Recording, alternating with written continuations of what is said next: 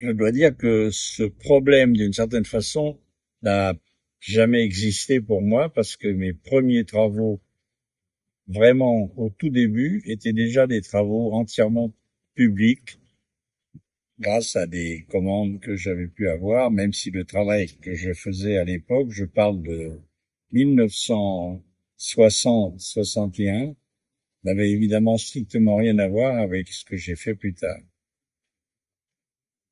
Donc, assez naturellement et petit à petit, euh, j'ai réfléchi à la possibilité de travailler en dehors de l'atelier et donc à peu près de façon concomitante avec euh, l'annulation de cette obligation d'avoir un atelier pour un artiste.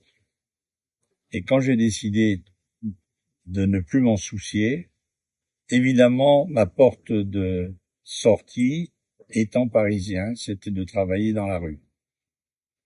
Donc immédiatement dans l'espace public. Et à partir de ce moment, qui est, on peut le dater au niveau exactement de la fin de 1966,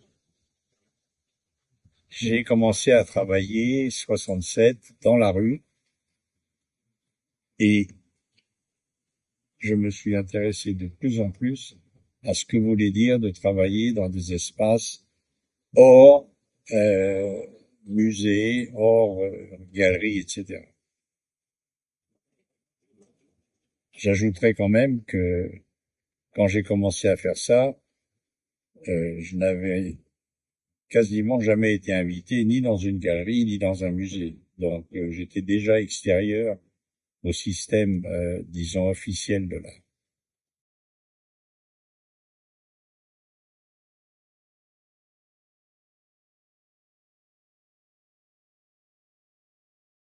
Là, on aborde véritablement le problème de la commande publique. Quand je viens d'expliquer que je travaillais dès le début dans la rue, c'est surtout par rapport au mot public. Il n'y avait strictement aucune commande. Quand il y a commande publique, on rentre déjà dans l'officialité du travail dans l'espace public. Euh,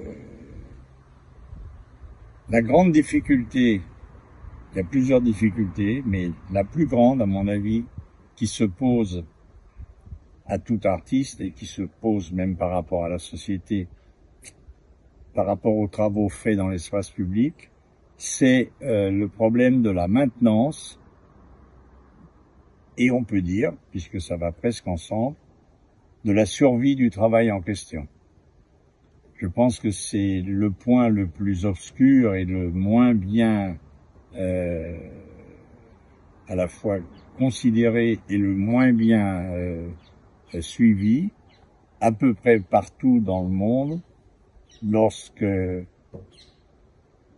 un pays, quel qu'il soit, a décidé d'inviter des artistes à travailler pour un espace public.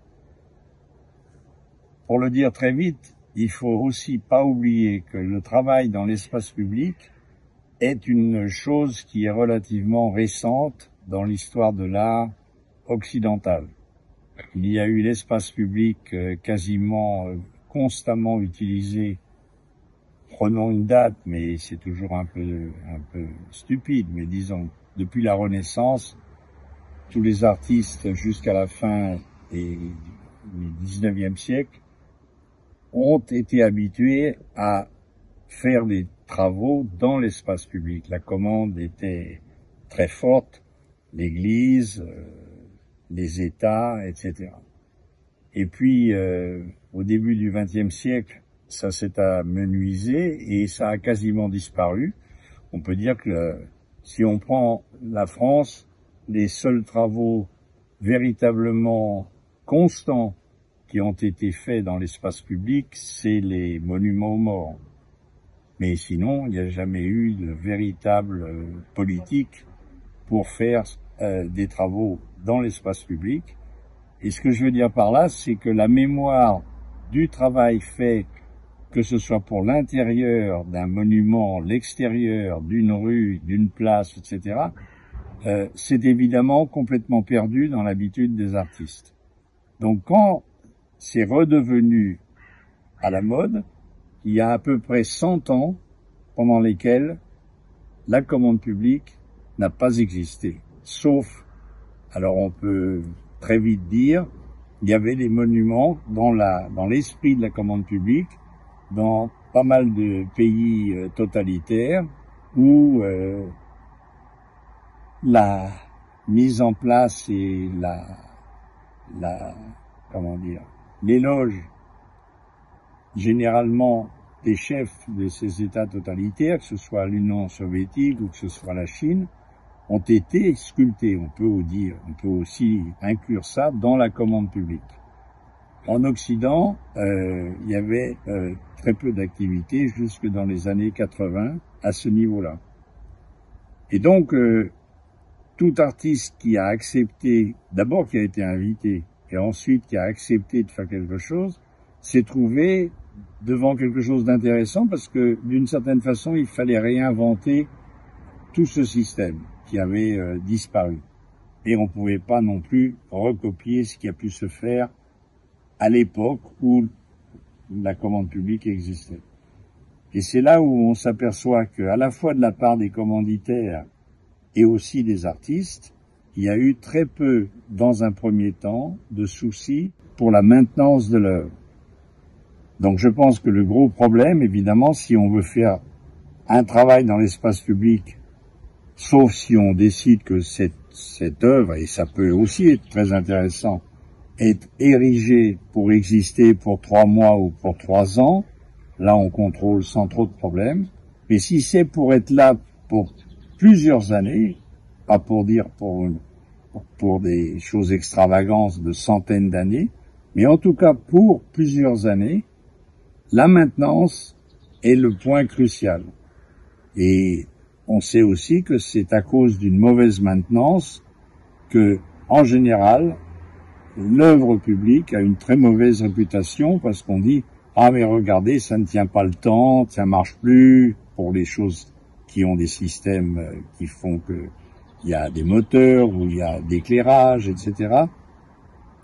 Or en fait, c'est parce que, chez le commanditaire, cette maintenance n'est pas conçue comme faisant partie de la commande, et à mon avis, ça doit faire partie de la commande depuis le début, c'est-à-dire on propose à quelqu'un de faire quelque chose, et je pense qu'il faudrait considérer avec la personne, l'artiste en question, qu'est-ce que ça nous demande pour conserver, quels sont les problèmes, combien ça va nous coûter, etc., etc. Pour que ce soit établi et que ça se fasse plus naturellement au lieu d'être souvent laissé à l'abandon. Il n'y a pas d'ailleurs d'œuvre publique, et quand on veut comparer quelque chose qui n'est pas maintenu et qui commence à perdre un peu ses couleurs ou qui commence à ne plus marcher, si on parle de fontaine par exemple, c'est parce que ceux qui s'en occupent sont complètement à la fois ou contre ou ignorants de cette nécessité. Et on prend toujours la comparaison alors avec des œuvres plus classiques, plus connues, qui parcourent les villes. L'Italie est un des endroits, en tout cas en Europe, où les œuvres publiques au moment de la Renaissance sont à peu près partout, à l'intérieur et à l'extérieur, etc. Il est évident que si pour beaucoup ou la majorité, elles ont une allure qui nous semble magnifique aujourd'hui, c'est pas seulement parce qu'elles sont magnifiques, c'est aussi parce qu'elles sont entretenues. Or, une œuvre faite par qui on veut d'un artiste, aussi bon soit-il aujourd'hui, depuis que cette idée de la commande publique est redevenue une chose possible dans beaucoup de pays, et pas seulement occidentaux, si ces œuvres ne sont pas entretenues comme il faut par rapport à la qualité et par rapport au travail, même une pièce de granit, si on n'y fait jamais attention, que par malheur il y a quelques graffitis qui viennent se mettre dessus, que ce n'est pas nettoyé par la ville, etc., cette pièce, aussi bien fût-elle, est en fait d'une certaine façon détruite et les gens vont s'en détourner.